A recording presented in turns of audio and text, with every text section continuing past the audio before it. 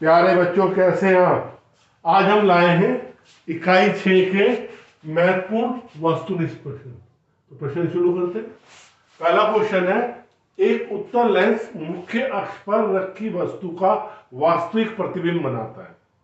यदि लेंस के ऊपरी भाग को काला कर दिया जाए तो ए पार्ट प्रतिबिंब नीचे की ओर खिसक जाएगा, बी पार्ट प्रतिबिंब ऊपर की ओर खिसक जाएगा, सी पार्ट प्रतिबिंब की लंबाई आधी हो जाएगी, डी पार्ट प्रतिबिंब की तीव्रता घट जाएगी।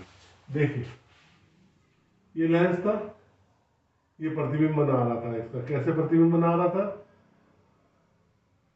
ऐसे प्रतिबिंब बना रहा था। ठीक है, अब आपने क्या किया, इस भाग को काला कर दिया, ऊपरी भाग को काला कर दिया। जो ऊपरी भाग से प्रकाश की किरणें आ रही थी अब वो नहीं आएंगी, बाकी प्रतिबिंब तो वहीं पे बनेगा, ना ऊपर खिसकेगा नीचे खिसकेगा।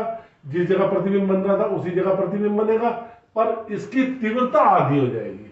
तीव्रता आधी मतलब कम हो जाएगी। तीव्रता क्या हो जाएगी? घट जाएगी। तो सही आंसर क्या है? प्रतिबिंब की तीव्रता क्या हो जाएगी? घट जाएगी। प्रिज्म के अल्पतम विचलन कोण का मान किस पर निर्भर करता है? केवल प्रिज्म पर, प्रिज्म कोण और अपवर्तनांक पर, केवल अपवर्तनांक पर, इनमें से कोई नहीं। देखिए, प्रिज्म के अल्पतम विचलन स्थिति में जो विचलन कोण निर्भर करता है वो प्रिज्म कोण और अपवर्तनांक दोनों पर निर्भर करता है। किस पर निर्भर करता है? दोनों पर निर्भर करता है। इसका सूत्र होता है डेल्टा इज इक्वल टू पतले प्रिज्म के लिए म्यू माइनस 1a। तो अपवर्तनांक भी आ रहा है और प्रिज्म कोण भी आ रहा है। सामान्य नेत्र के लिए स्पष्ट दृष्टि की न्यूनतम दूरी क्या होती है? अनंत, 50 सेंटीमीटर, 25 सेंटीमीटर, 75 सेंटीमीटर। देखिए, सामान्य नेत्र के लिए स्पष्ट दृष्टि की न्यूनतम दूरी 25 सेंटीमीटर होती है, क्योंकि अगर हम किसी वस्तु को ऐसे देख रहे हैं तो 25 सेंटीमीटर बाद वो वस्तु ब्लर्ड हो जाती है, मतलब धुंधली सी हो जाती है। तो 25 सेंटीमीटर में जो हेल्दी आई है उनके लिए। जब सूक्ष्मदर्शी की नली की लंबाई बढ़ा दी जाती है तो इसकी आवर्धन क्षमता ए पार्ट कम हो जाती है, बी पार्ट बढ़ जाती है, सी पार्ट बदलती नहीं है और डी पार्ट शून्य हो जाती है। सूक्ष्मदर्शी की आवर्धन क्षमता जो होती है लंबाई के व्युत्क्रमानुपाती होती है। इस तो ध्यान रखना। तो व्युत्क्रमानुपाती है तो क्या हो जाएगी? कम हो जाती है। इसका आंसर था 25 सेंटीमीटर। बेटा टिक करना बोल रही हूं। इसका आंसर था प्रिज्म कोण और अपवर्तनांक पर।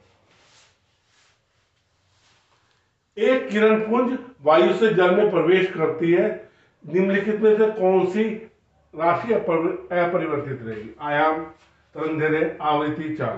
पहली बात, जब ये वायु से जल में प्रवेश कर रही है, वायु से आ रही है किसमें? जल में, तो इसके साथ कौन सी घटना हो रही है? अब प्रकाश का अपवर्तन। और अपवर्तन में कौन सी भौतिक राशि अपरिवर्तित रहती है? केवल आवृत्ति, बाकी सब बदल जाती है। चाल बदल जाती है क्योंकि माध्यम बदल गया, तरंगदैर्घ्य बदल जाती है, आयाम बदल जाता है। व्यतिकरण की घटना हो सकती है सभी तरंगों में, केवल अनुप्रस्थ तरंगों में, केवल अनुदैर्घ्य तरंगों में, केवल अप्रगामी तरंगों में। व्यतिकरण की घटना के लिए कोई भी तरंग हो, वो सभी तरंगों में व्यतिकरण की घटना हो सकती है, इसलिए क्या आंसर आएगा? सभी तरंगों। एक अकेली झिर्री के विवर्तन में जिसकी चौड़ाई a है, प्रकाश की तरंगदैर्घ्य लैम्डा है, मुख्य उच्चिष्ट तथा प्रथम निम्निष्ठ के बीच की दूरी क्या होती है? देखो, विवर्तन हो रहा है, ऐसे बनेंगे आपके, ये प्रथम उच्चिष्ट, ये प्रथम निम्निष्ठ, इसके बीच की दूरी क्या होगी? Lambda by. ठीक है, तो कौन सी दूरी आ गई आपकी? Lambda by. तो पहले क्वेश्चन में क्या हुआ, एक रिकैप लेते हैं। एक उत्तल लेंस की मुख्य अक्ष पर रखी वस्तु का वास्तविक प्रतिबिंब बनता है, ऊपरी भाग को काला कर दिया जाए तो क्या होगा? प्रतिबिंब वहीं पे बनेगा, तीव्रता आधी हो जाएगी, घट जाएगी। मतलब प्रिज्म के अल्पतम विचलन कोण किस पर निर्भर करते हैं? प्रिज्म कोण अपवर्तनांक दोनों पर निर्भर करते हैं। सूत्र delta is equal to mu minus 1a। सामान्य नेत्र के लिए स्पष्ट दृष्टि की न्यूनतम दूरी कितनी होती है? 25 सेंटीमीटर। जब सूक्ष्मदर्शी की लंबाई बढ़ा दी जाती है तो आवर्धन क्षमता क्या हो जाती है? कम हो जाती है। जब किरण पुंज वायु से जल में प्रवेश करती है तो कौन सी राशि अपरिवर्तित रहती है? आवृत्ति। व्यतिकरण की घटना होती है सभी तरंगों में। और अकेली झिर्री के विवर्तन में जो मुख्य उच्च और निम्न के बीच की दूरी क्या होती है, लैम्डा बाई है। बच्चों आप मेरे साथ बोर्ड की तैयारी करते रहो, हम बोर्ड में बहुत अच्छे नंबर प्राप्त करेंगे, ये कोशिश है हमारी। इसलिए बेटे अगर मेरी वीडियो अच्छी लग रही है लाइक और सब्सक्राइब जरूर करना। बहुत बहुत धन्यवाद।